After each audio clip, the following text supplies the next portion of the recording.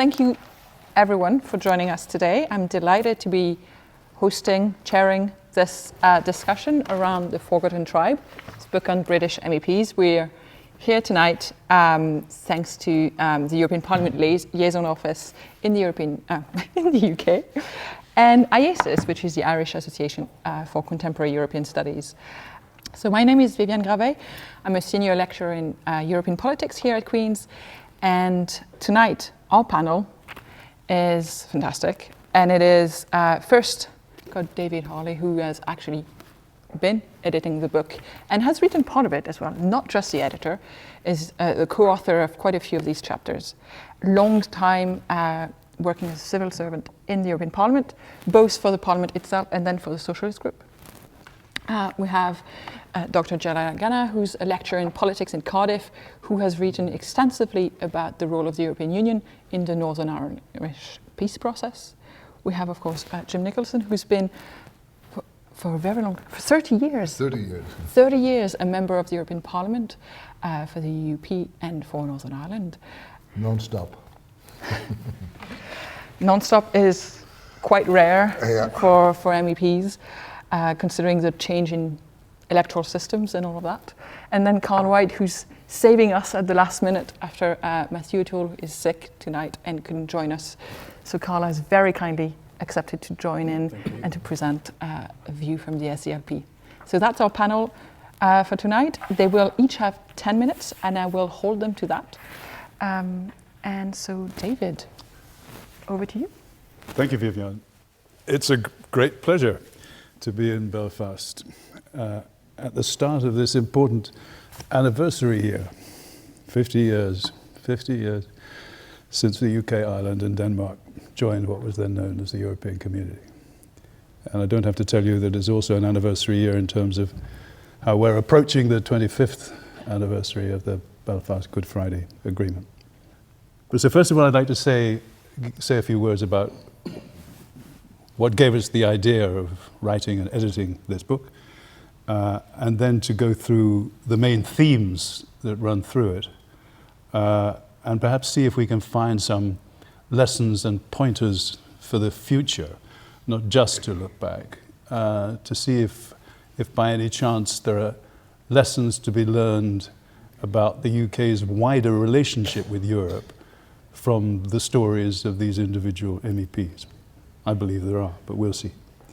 So I'll be referring, naturally enough, given the title of the book, mainly to UK MEPs in general, but I have to pay tribute, first of all, to the MEPs over the years from Northern Ireland, particularly to Jim Nicholson, given the non-stop 30-year contribution that he's made. And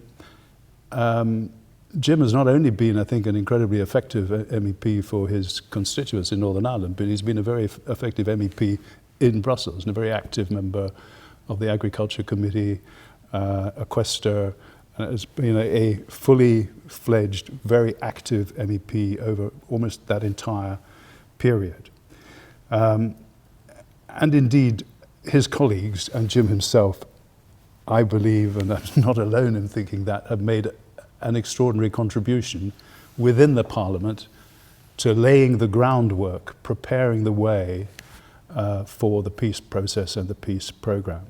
But Jada is the acknowledged expert on this subject. It's written an exhaustive and excellent book, so she will be saying more about the peace process in her presentation.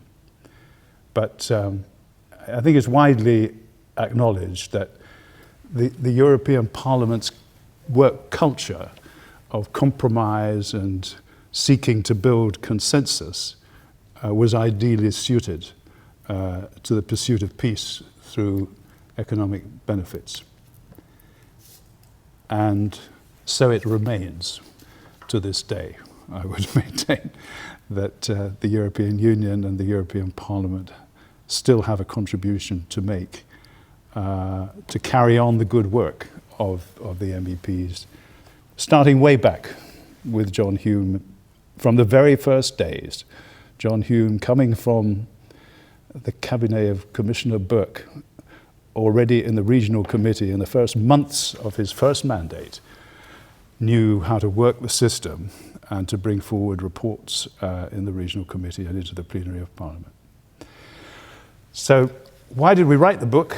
Well, my co-editor Diane Hayter, Baroness Hayter, and myself felt that we couldn't just let, in the phrase of Commissioner Tugendhat, we couldn't just let the waters close over the 351 women and men who had served their country and their constituents over 4 decades. Most of them, we'll come to the exceptions later on, had done a solid job of work, and at the very least deserve recognition and gratitude. You may have seen in the invitation to this meeting the eloquent words of Ivan Rogers, Britain's former permanent representative in Brussels, describing the MEPs. He said, "The EU as a whole benefited hugely from the expertise, the wisdom, the breadth, the temperament, the professionalism, the humour, and even the constructive, healthy scepticism of so many good British MEPs over the decades. Those contributions won't be forgotten, and the imprint on what the EU has now become is indelible." So what were the main themes over those 4 years? First of all, the reversal of roles, the extraordinary reversal of roles of the 2 main parties.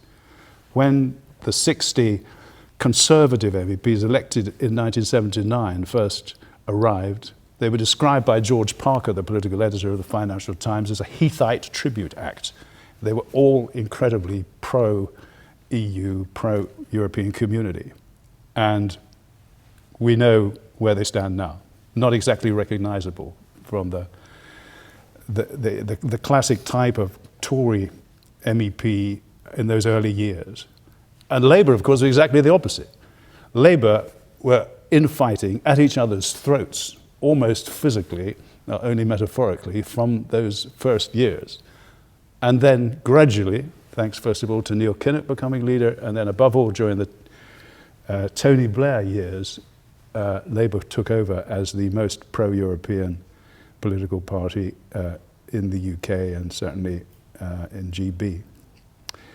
And then we had the second theme after the reversal of roles is the significance of the introduction of a proportional representation system in 1999. I believe, and I say it on some authority, that this was decided by Tony Blair in a fit of pique because he wanted to exercise tighter control over his party and the selection of candidates.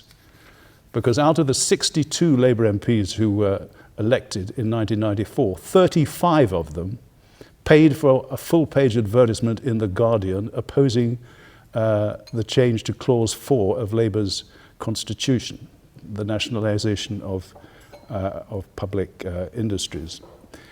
And they put this anti-Blair statement out in The Guardian the day before Tony Blair paid his first ever visit to the European Parliament. And it didn't go down very well.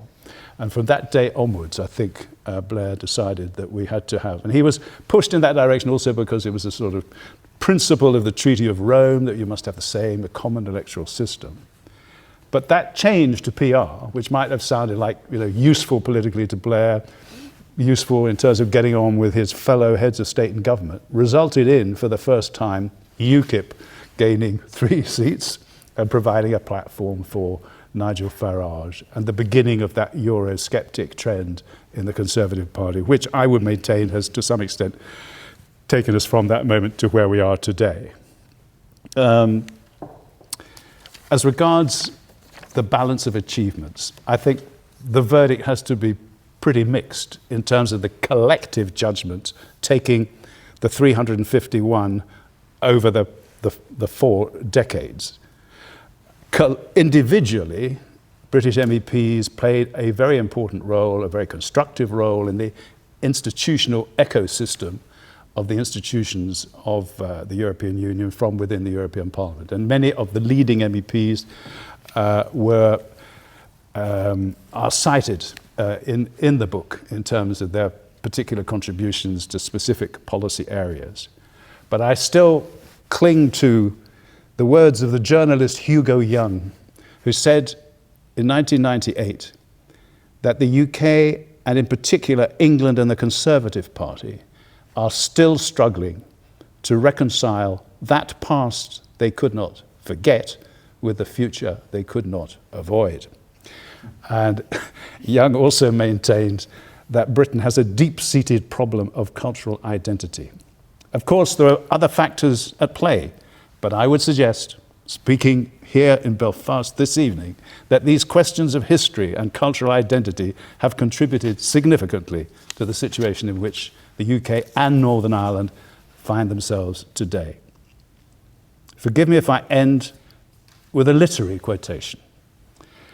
We've tried to ensure that this book is balanced and objective, despite the sensitivity, obviously, of the subject matter. But with this kind of book, it's impossible to please everybody all the time. But the reality is that no account of a period of history can ever be totally complete. That view of history is supported by the characteristically wise words of the late and much lamented Hilary Mantel. She says, "History is not the past. It's the record of what's left on the record. It's the plan of the positions taken when we stop the dance to note them down."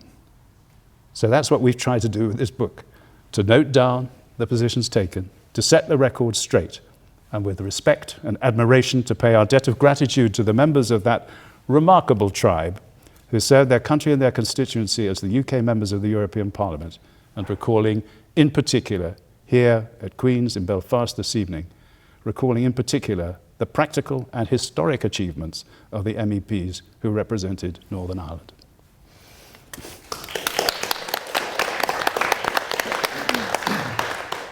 A hard act to follow, not only because you did manage to say all of this in precisely 10 minutes. Giada, over to you. Thank you so much. It has been said, I am the author of the chapter on the Northern Ireland MEPs. And it needs to be said that I have reflected long on the angle to take. Particularly, I have reflected long on the actors to include in my chapters, and especially the actors that would feel comfortable in being part of a book entitled British MEPs. And secondly, and that's probably most importantly, I really focused on the story I wanted to tell. And this, I think, it's particularly important because no matter how much attention the Brexit process has attracted to the European dimension of the Northern Ireland peace process and all the literature that it has generated, there is still skepticism and too much, in my opinion, in recognizing that the European community, the European Union, had a part to play and played a part in fostering peace in Northern Ireland. So this is what my chapter mostly talks about. And tells the story then of the cooperation, the coordination and the bottom-up approach that the Northern Ireland MEPs have undertaken into the European arena, and that has as its most visible achievement the EU Programme for Peace and Reconciliation. So I started by suggesting that the early efforts to involve the European community in peace building in Northern Ireland was bottom-up rather than top-down, and originated in the activities of the European Parliament, which again was not something that was much recognized before, instead than the policies of the European Commission. And that originated into the European Parliament specifically through the lobbying of the Northern Ireland members of the European Parliament, starting with John Hume. So Hume was, to put it simply, and we all know it, profoundly inspired by the integrationist project's role in reconciling post-war Europe. And indeed, when he was awarded the Nobel Peace Prize alongside David Trimble in 1998, in recognition of their joint role in negotiating the Belfast Good Friday Agreement, Hume's acceptance speech cited the European Union as its exemplar. However, as David already noted, even before he represented Northern Ireland into the European Union, Hume had begun to forge links and connections with important actors within the European political elite. And this networking started with its role as political advisor to Ireland EC Commissioner for Transport, Trade and Administration, Dick Burke, and allowed him to build knowledge of and connections across a wider European space, of course helped by his fluency in French. But when I go deeper in the chapter to explore this networking, what I really wanted to emphasize was that nothing would have been as successful as it was without the support of the other Northern Ireland MEPs. Hume's colleagues, so first Ian Paisley and John Taylor, and then Jim Nicholson that is here with us tonight. And also what I want to point out, again, David has already said it, but because I took this specific angle in the chapter, I talked probably of a fraction of the work that Jim Nicholson has done into the European Parliament, while he was active on many areas and not just focusing only on Northern Ireland, while that was mostly what Hume did. So, how this joint work was possible? Well, on that I would like to reflect that on the fact that in the early 80s, the European Parliament was the sole forum where elected representatives from both parts of Ireland, from Northern Ireland and from the UK, could sit and work together, thereby taking the edges off their conflicting views on the situation. Organized in political groups rather than national delegations, the European Parliament established itself as the first political arena where actors could overcome some of the usual obstacles to engagement associated with the Northern Ireland conflict. And the evolution of the European Parliament from direct election in 1979 was also influential in generating processes of interdependence, transnational relations, and common goals among the main Northern Ireland actors. And the first common goal had economic development as its main focus, which was used to open the way towards a political influence in the region coming from the Commission in the 90s. And this opportunity, the window of opportunities arose in following the ceasefires in 1994 to maximize also the EU responses to the ceasefires. And here again, the Northern Ireland MEPs presented a united front in front of Jacques Delors, asking him, if I can say that, to take a step further.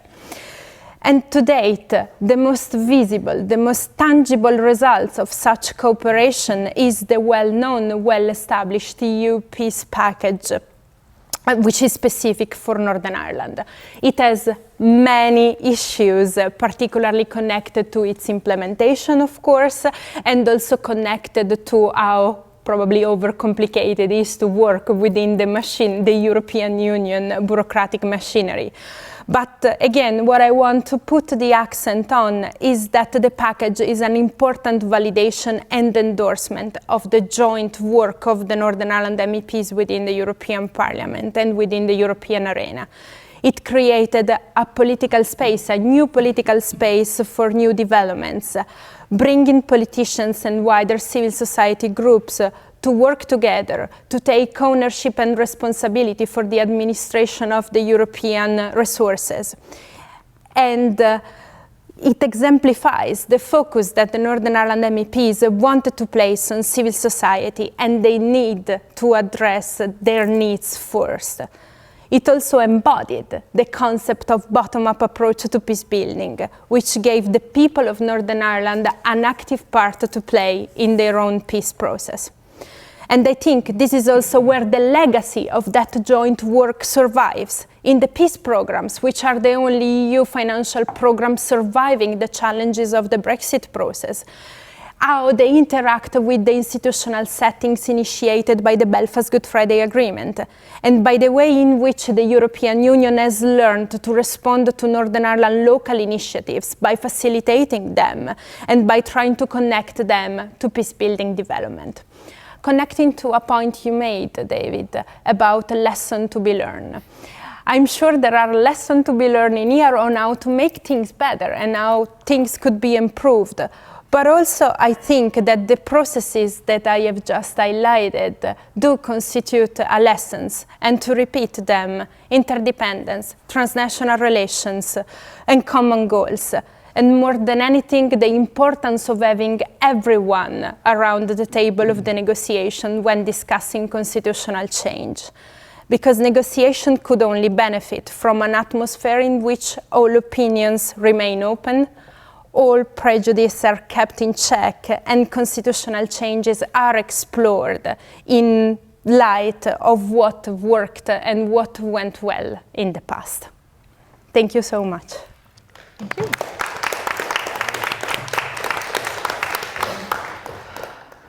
Now, the first half of the panel, we had civil servant, academics, well known for keeping to time, but now we are moving to the politician half, and I'm not sure, but I'm sure it will be fascinating. As someone, again, who studies European politics, having someone who's been a member of the European Parliament for 30 years next to me I'm very looking forward to what you'll be saying to us, Jim. So I might give you a bit more than 10 minutes, but please don't tell the other. Thank you very much indeed. First of all, it's a great pleasure to be here this evening, and I want to congratulate those who actually took the time to produce this book.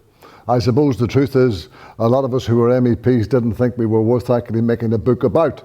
When you look back on it, and I have actually read it, and I can recommend it. There's some very interesting parts in it, and David referred to them, especially at times by the former UK representatives in Brussels in charge of UKREP, Ivan Rogers and John Kerr, are well worth a read, believe you me. In 1989, and I missed the first 10 years of the Parliament, but in 1989 I was elected to the European Parliament. It was then the EEC. Then it became the EC, and now it's the EU. And that's the transition period that it's gone through. There were 15 member states. Then it went to 28, and now they're 27. And it could enlarge again, and that'll be for the future. But at that time, the Parliament had no power. You did your work in committee, and the best you had was influence. And I was there with two other MEPs, both who were political party leaders at home, Dr. Ian Paisley and John Hume, well known. And I always described myself as the child. Can't do that anymore. The child between the other two. But anyway, I have to say, we did get on well. We worked together, always in the best interest of Northern Ireland PLC. That was always our bottom line, Northern Ireland PLC. John and I and Ian were on the regional fund committee, the regional committees, and regional funds was the big thing at that time for Northern Ireland, because there was no money. And regional funds, and there was a thing called additionality, which was a major issue because the UK Exchequer in London creamed off the money that was for Northern Ireland and said it was theirs, and they actually argued that they sent it to Northern Ireland in a different way. And that was a major argument as far as we were concerned. The one thing, Agriculture, of course, Committee, I served on that for 30 years. And that was very fast changing over that time. But the one thing I learned very quick, coming as I was myself, as a farmer, I realised that the Common Agriculture Policy was good for the family farm. It protected the family farm and not the big industrial farms. And that was important. But the one other important thing that I had to learn very fast was, in the European Parliament, no one has a majority. You had to learn, as David has said, how to compromise and find consensus. Now, you'll appreciate in 1989, as a unionist going from Northern Ireland to Brussels, that was not the easiest thing for me to do. But I did. I learned very fast, because you either had to learn or sink. So I learned very fast how the system works. But it was a fast learning curve. And David referred a number of times to the influence of Brussels. And all the committees in Stormont, if it was working, if it was working, would be elected by the Hunt, i.e. your strength in the Parliament. And the Hunt has its total, everything comes from Brussels as far as the Hunt is concerned, and that is probably the biggest influence it had on the situation here. And as we sit here tonight, and as I drove into Queen's University through the side gate, and no security, no nothing, it's hard to believe back in '89 and into the 90s that this place was riddled with bombs, shooting, murder and mayhem. And the one thing I never missed in all my time as an MEP was having to stand up every month and expressing sympathy to the families of people who were murdered over the last month. And that violence, thank God, has gone and has left. And it was after that and during that time when the first ceasefires came in Northern Ireland that the three of us went to see the then Commission President, Jacques Delors. And it was quite a momentous occasion. It was covered by media. It was recognised because, as you said, Professor, Northern Ireland was the one part of the UK where the people actually knew who their MEPs were. And they knew what we were doing. And we went into Delors' office and he simply said to us, he welcomed us there and he said, "Gentlemen, how can I help you?" And we said, "You can bring and give extra funds to the people of Northern Ireland, all the people of Northern Ireland, but from the bottom up so they'll see that it's helping." And he said, "Yes, I will do that." And his official said, No, Monsieur Delors, you can't do that." He said, "There's no line in the budget." And civil servants sitting here from Brussels will know you can do nothing in Brussels if you haven't a line in the budget. So he said, "I'll take it out of underspend." That's the man Jacques Delors was. Never before was there a better president of the European Commission, and I think I can safely say there hasn't been a better one since. And I will always remember him with great, a man of great standing during that time. And as we left his office, was in his office, as always, even in those days, as we left in his office, the second ceasefire happened during the time we were in that office when the UVF announced their ceasefire. Now, as we sit here tonight, this is not a real big thing, but back in those days in the early 90s, folks, in 94 and 95, this was major to the people of Northern Ireland, that we're maybe on the road to peace. So that was a great time, and I have to say that during that time, that's what started the peace funds. I don't know how much money Northern Ireland got out of the peace funds, but I know it's way over 2 billion. I know that a lot of people said to me it was a waste of time. You tell the people, the little groups. I met people who were 10 people from Dungiven who had a group of people with impaired vision, and they got £1,000. And that was life to them. It helped people right across this province that I will never know, never meet, and neither did any of my other two colleagues ever meet. But that is what we were actually doing. And I want to pay tribute at this stage. That was the beginning. And we all know the period has been very fraught with difficulty. There's been good times and bad times. And my friends in Brussels would say to me, "Jim, how long does it take you to make peace in Northern Ireland?" That's a long time ago to now. We still haven't done it, so you can understand why they asked the question. But Europe stuck with it. Europe didn't run away. And the rest is history from that time to now. And I want to pay a tribute to one other person at that time, and that is Dr. Monica Wolf-Matisse.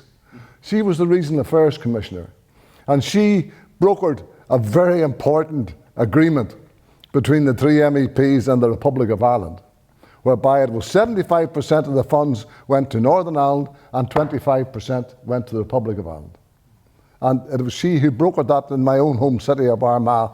And in actual fact, the Northern Ireland office and the UK direct rule ministers never believed that the three of us could find the agreement, but we did, because we put Northern Ireland PLC to the front. forefront. John and I also went on and we tried, by the time they brought in the Cohesion Fund, we tried to get the Cohesion Fund extended to Northern Ireland, and if that had happened, we would have had motorways all throughout Northern Ireland by now. Unfortunately, it didn't, because they wouldn't agree that we were going to create such a precedent for the rest, and it didn't happen. But the three MEPs, I have to say, we were the voice of Northern Ireland at that time, and we worked together, all three of us. We worked together, and a story, we always met every Thursday in the old Parliament in Strasbourg, when we met on Thursday for votes. We met in the morning about 10 o'clock, 15 minutes before votes, and then we had a chat about the different things were going on, the different representations we were supposed to make, and where we'd have joint meetings and how we'd organise them and do things. And as we were standing, the three of us talking together, you could see the people walking around us, circling around us.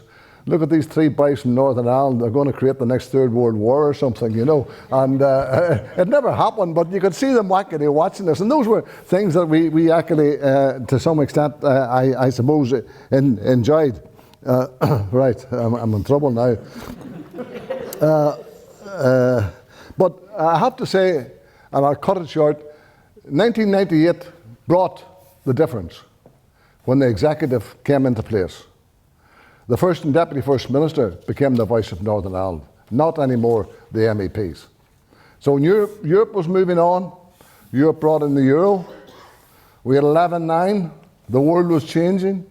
There was no longer an Iron Curtain, but there were new problems. I'm not going to go into them if you want to question me on them, because I've got my 2-minute deadline here, so I'll try to keep to it. But I want to go on now and deal with, that was the first half where I said we didn't have any power. But in 2009, we got co-decision. And co-decision meant that members of Parliament no longer could stand up and say, I want, I want, I want, without having to say how you pay for it, how you pay for it, how you pay for it. And therein became the big difference as we went forward. And we became a real voice in the decision making if you wanted to be. I watched Europe. I've watched the referendums, I've watched everything, I watched Nice, and all the things that happened. And Europe is extremely careful, and maybe we'll get on to in questions, and I'll not deal with Brexit now, but the EU has changed. The EU will continue to change. With or without the UK, that was going to happen. During Brexit, I suppose I witnessed probably the worst part of it, but I spent a lot of time with Michel Barnier.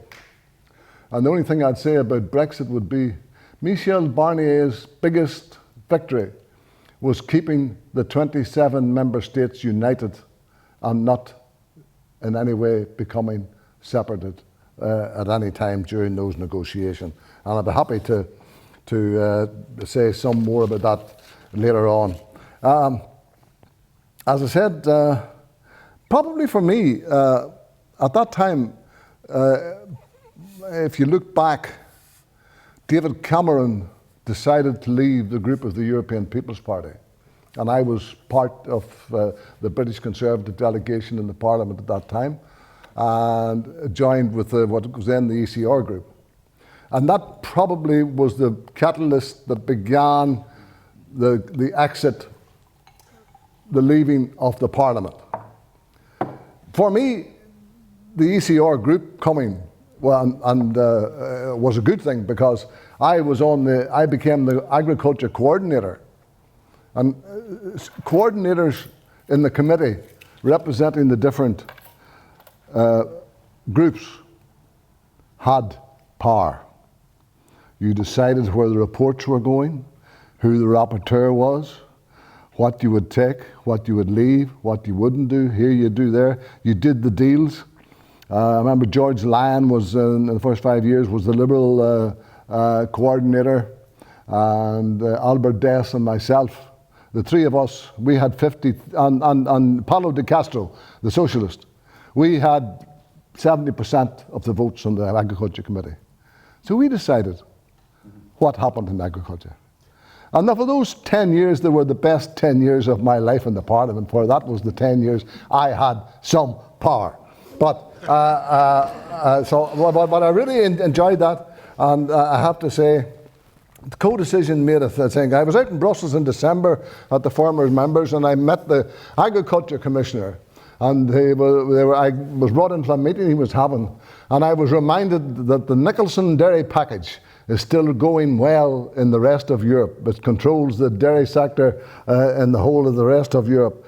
And if anybody's very keen on novel foods, I was also the rapporteur of that, and it was the Nicholson package that actually did that. The one thing I don't miss from that is the trialogues. For they went on to about 2, 3 and 4 in the morning, and anybody that's ever involved in that, that was the real difficult part that we had. But the one thing I would like to say in finishing is, I can safely say that for those 15 years, in the first 15 years I was in the Parliament, that John Hume, Ian Paisley and I, we boxed way above our weight for Northern Ireland. Thank you.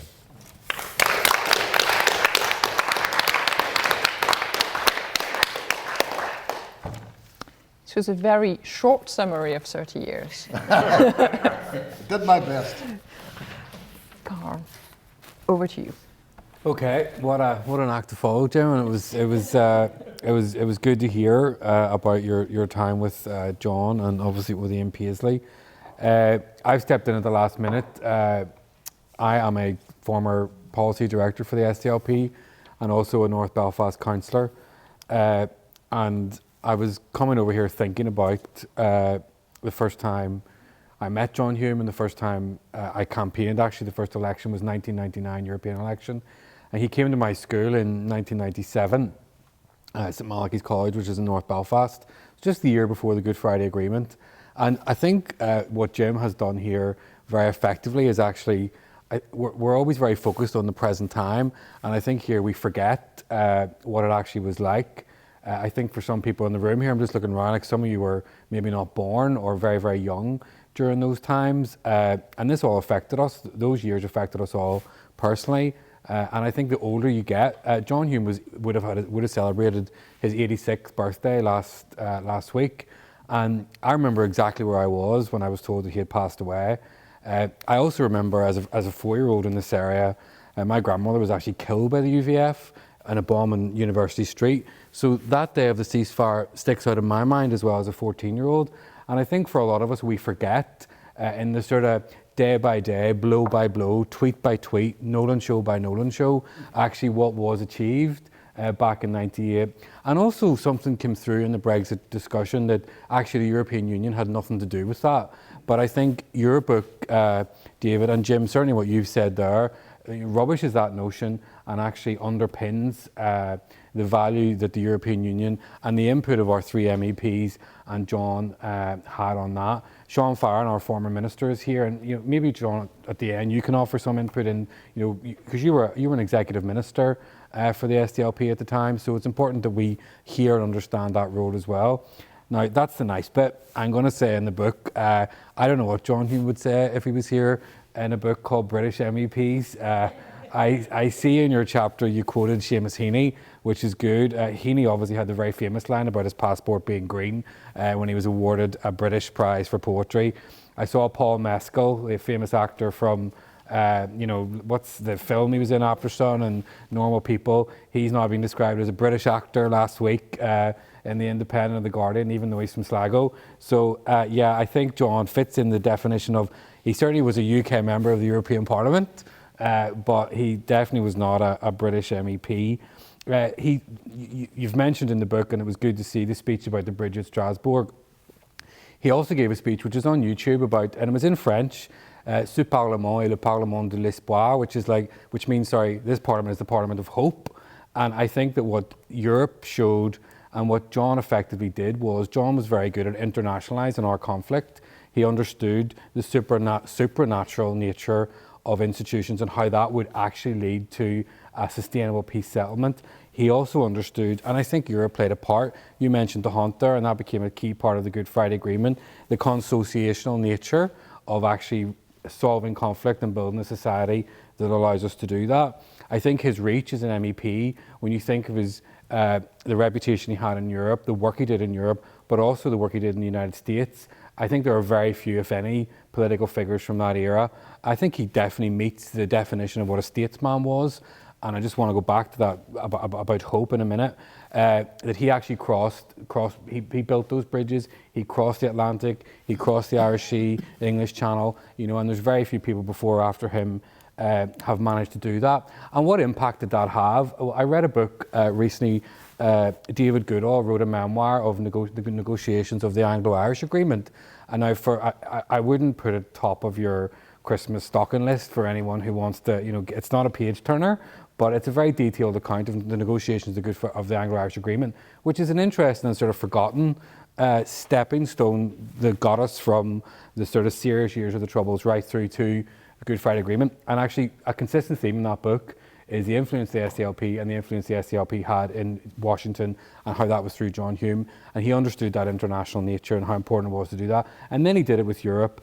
Jim, you've talked about the peace funding, the Simon Martin report, she was a French MEP, and it's mentioned in the book, and how that led to hundreds of millions of pounds in Northern Ireland and the border counties. And we've seen there's another tranche of funding. I think it's $1 billion itself, Jim. So, when you talk them over the years, you're into the mid to high billions, and we can't, the impact of that has been, and Jim's given a good example there of, the example you gave, you can't count it. It's incalculable, right across society, small and large, and it's bottom up. So it's people in their own areas deciding and going out and actually finding projects that need funding and making sure that they get the money.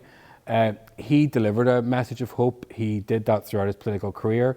There's a quote in the chapter there where I think, yeah, he's tough as nails. He certainly was, and there was no nonsense. He didn't take any. There was no, quarter given, no quarter asked. He was a tough negotiator, and he's the architect of I think, much of the peace settlement that we have here today. And I think what's interesting with this discussion is what's coming out is the economic benefits and actually real life examples. So you listen to the media debate that we're subjected to every day now. All the problems that you have, health, roads, traffic, education, they don't get the attention they deserve and debate. Whereas the MEPs that we had, and I know this isn't Chatham House rules, and I'm certainly not going to pay tribute to, other political parties, but it's very clear they work together. They work together effectively, and they delivered solutions for all of us here. As I told you, the first time I met John, I was in school, and I joined the party that day, and that's 25 years ago. I spent a year in Johns Hopkins University in Bologna, which is in northern Italy, did a master's in economics there, and on the plane over, by complete coincidence, John and Pat were travelling to Bologna, Italy to speak at some sort of European event. I can't really remember what it was. And me in my naivety thought, God, well, they know where they're going when they get off this plane. We're in the middle of an airport outside, northern Italy. And I was talking to them, and the guy who worked for the European Parliament was there as well. And I said, he's okay, when you get a taxi here. Of course, when I arrived there, they were greeted like, heroes, whole entourage for them. And it really struck me that this was a man from Derry, someone who I'd canvassed with, had been lucky enough to meet and be, walk alongside, giving out leaflets. He wasn't looking for my advice or anything. I was just lucky to be there. But even in Bologna, Italy, a city there's no real Irish connection there. There's nothing significant, no significant links. He was well known, his message had travelled, and he was greeted and welcomed like the hero that he was. I suppose I'd just like to end by going back to what he said about hope, and I think that's something that we've lost in our politics, or we're at risk of losing. I do think that and it was, Jim, it was poignant to hear you talking and reminding everyone about what we actually went through here, what we achieved coming up to 25 years ago now, this April. I can't believe that it's 25 years since the Good Friday Agreement was signed, and also the potential that we haven't reached. And I felt like that's a document that has saved a lot of lives, but a lot of potential was lost from it. And I think that the work of the MEPs that we had in various different ways and at various phases, I think, in their political career, and I'm thinking of Ian Paisley there, they all understood that message, and they took it forward, and it was spread across Northern Ireland. But I think now we're at the risk of losing that, and that's something that I don't want us to lose. And if anything, if the book achieves anything, it will remind us all of what is possible. And actually, and we all know it, you know, I have more in common with somebody from the Shankill Road than I do from Dublin or London. Everybody feels that. We're all from Ulster or Northern Ireland or the North, whatever it is. And when we work together, even though it looks like we might be starting World War III, as you said there, we actually can achieve a lot. And I think the book recognises that. And well done on putting it together. And I think the authors and editors deserve a thank you for that. So thank you.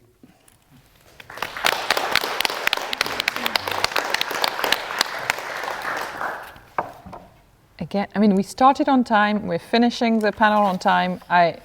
This doesn't happen like that at academic conference, so I'm really, really impressed by the panel tonight, and also by the contributions, of course.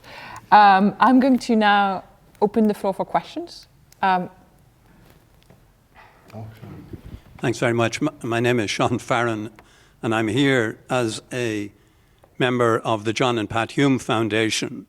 I chair the board of the foundation. It was launched over 2 years ago now to commemorate the work of John and Pat Hume, and I suppose in particular to commemorate the work that John did in Europe.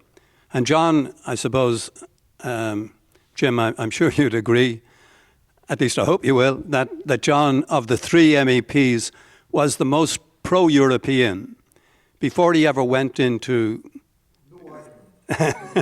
before he was elected, he was steeped in European culture. He was a fluent French speaker. He taught French and history. And I remember, I'm old enough to remember John's first European campaign.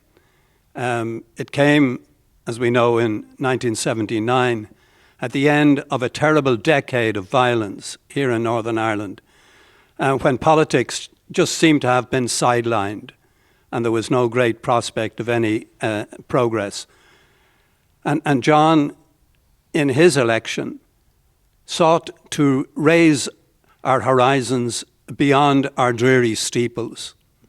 And, as Carl has said, to internationalise, to the extent that he possibly could, our situation, so that Europe would pay attention. And right from the very beginning, when he went to Strasbourg after being elected, he set out a programme which consisted of what became the Martin Report on Social and Economic Development, the Bureau for Lesser Spoken Languages on the cultural side, and a range of other issues. And he brought the European representatives with him in achieving progress on all of those issues.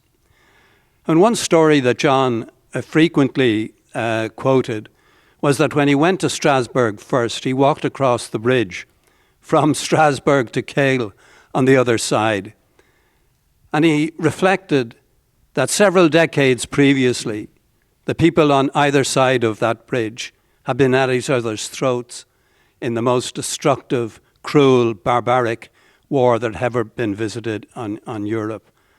And on that day, they were meeting within the European Parliament, working on a peaceful, democratic basis to try to improve the lot of the people that they represented. And he wondered, was there any prospect of us bringing that level of cooperation back to Northern Ireland? I think he did, but maybe he didn't bottle it enough and bring it home and sprinkle it right across Northern Ireland so that our politicians today would be imbued with the same commitment to cooperation as he felt existed amongst the MEPs gathering, representing at the time, was it 16 or 18 nations after the cruelties and barbarisms of that war. So I think tonight John would be cheering what Jim was saying about his experience and the level of cooperation that they did achieve between the three of them. And can I finish just with one question, which is to do with the roots of Brexit, I often wonder, did the European Union sell the UK short when David Cameron went to conduct the renegotiations? It often seems to me that they didn't go the extra mile in order to ensure that the UK would not take the step that it eventually took. I suppose it's one of the imponderables of history, the what-ifs of history. But it does seem to me that perhaps when historians are assessing how rapidly the UK electorate turned against Europe, even though the margin at the end of the day was fairly slight, nonetheless, not even Farage expected or indeed believed that the noes would have it. But they did, and I often wonder why and how do they reach that point. Okay, fine. And our final question, Emma. Hello. Emma D'Souza, writer and campaigner. Jim, you had mentioned people in Northern Ireland having to be ready for peace. And I suppose I was thinking about the role that civic society played in Northern Ireland in getting people prepared. The work that was done within communities, across communities, in the run-up to the peace process, and the important role that civic society played. If you look at things like the Initiative 92 or the Upsaw Commission report, there were lots of ideas and pathways and solutions in there, such as parity of esteem and Northern Ireland Bill of Rights. These were things that then made it into the Good Friday Agreement itself. And yet we're in a situation where we currently don't have voice for civic society in Northern Ireland. We have the Civic Forum, which was part of the Good Friday Agreement and has been dormant since 2002. And I suppose maybe it'd be good to get your view on whether there might be a key to the challenges that we currently face in civic society, and how might we harness those ideas? Because it's not that we have an absence of ideas in Northern Ireland, but rather that we have an absence of the correct structures and frameworks to harness those ideas. And as a second question, could I also ask about increasing Northern Ireland's voice in the European Union? Of course, Northern Ireland voted to remain, and we have a hell of a lot of European citizens that currently live here. Yet we don't have a voice in Europe anymore, and perhaps more can be done to increase that voice. I'm thinking about the fact that there's only one Northern Irish rep on the Parliamentary Assembly Committee, and maybe Ireland could do more to include Northern voices. Thank you. Very quickly on Sean Farren's question, did the EU sell the UK short in David Cameron's negotiations? I think just David Cameron played a very inept role in those negotiations, and I think he was sort of bamboozled perhaps by the EU, but I don't think that he came with a very coherent set of priorities, and he never believed that he was going to lose the referendum. And I wish we'd had more time to talk about the fact that it was never inevitable, in my opinion, that the UK would leave, but we can discuss that over drinks. And very definitely to Emma there, I think that we must try and find ways of including Northern Ireland voices at every possible level in future negotiations and activities between the EU and Ireland. I'll be very quickly on the Sean questions. I completely agree with you, but also I think that from the European Union perspective, they weren't ready. It had never happened before that a member wanted to leave. So also from the European perspective, they, let's say, didn't know exactly how to handle the situation, and they did well to protect their own interests, as Jim has several times highlighted. And in terms of civil society and the voice of civil society, I think that within the mechanism of the peace programs, that was one of the ways to try to give and to provide the civil society their voice and a vertical channel of communication with the European Union institutions, and also, as I said, their active part to play in the peace process. And I think that one big absent from the whole Brexit process debates is the Peace Plus program, how this is going to be handled, how this is going to continue in this setting, and we don't talk nearly enough of it. Jim? Well, Enda Kenny, who was Taoiseach at the time when those negotiations were going on, is famously supposed to have appealed to Angela Merkel and Jean-Claude Juncker to give David more to fight with. And I think there's an element of truth in that. But I think we also have to, we in Northern Ireland have a different view. This decision was not made in Scotland or Northern Ireland. It was made in England. Right. Yeah. And there was lots of other things going on at that time. I do not believe the people were voting purely on getting out of Brussels. They were voting on immigration. They were voting on all sorts of manner of, on the government of the day and everything else at the time. That totally, which goes back to my point, if you're going to have a referendum, be very careful how you actually control it. So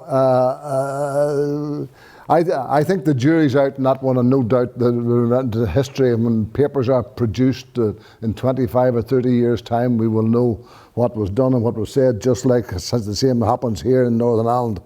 But I'll have to say this, UK will never, ever again have as good a deal as they had with the opt-outs and everything else that they had, but that's another point. Ready for peace? It's a good question. Hard to answer. But there was lots of things happening. I was even part of it. I was chairman of the party at the time. I remember going with Jim Molyneux to Washington, which was part of the choreography of a build-up to what actually happened, and meeting Al Gore in the US and the government. There was lots of people involved in that. What I would say at this moment of time, I think there's a major problem having a Northern Ireland voice in Europe.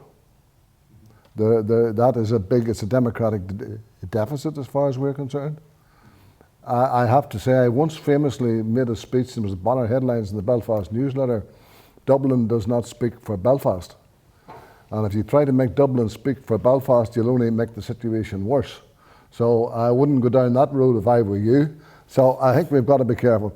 The most important thing that we need in Northern Ireland is to get the Assembly back up and running. Now that's easy to say, harder, much more difficult to deliver. But we do need it back, and that would certainly solve a lot of the problems. And to say to Francis, I always never regretted being in a group, because you cannot be an expert on everything in Europe. That's the first thing I learned. And being in the group, you have the opportunity in groups to hear what's going on in the environment, to hear what's going on in the international world, to hear what's going on from the experts in those groups. So I always benefited from it. And yes, I would say yes, being in a group is what you've got to be. Because you've got to be part of it, get on with other people. And on that note. Okay, I don't have a direct answer for Sean's question, but one thing just here in the comments is we have a New Ireland Commission, and part of that has been us going out and talking with members of PUL, Protestant Unionist Loyalist communities privately. And there's definitely a sense among people previously, they thought London knew what they were at. You know, so maybe Belfast or Stormont didn't know what they were at, but London knew what it was at. And I think that has actually really changed now. To a worrying extent where there's a confusion about identity, real uncertainty about the pathway forward. I happen to believe the polls that show referendum would fail. I think that is I think those polls are correct. I don't buy into this thing that you know it's very close at the moment. But I think there's a lot of people out there willing to be convinced and willing to be spoken to, because they've lost confidence and lost a sense of place and self. And that's not something any nationalist or advocate for United Ireland should be proud about or happy about. We have to work with people that are our neighbours. The other question, what was the other question again? Oh, the civic forum. Yeah, there should be a civic forum. It's a simple answer.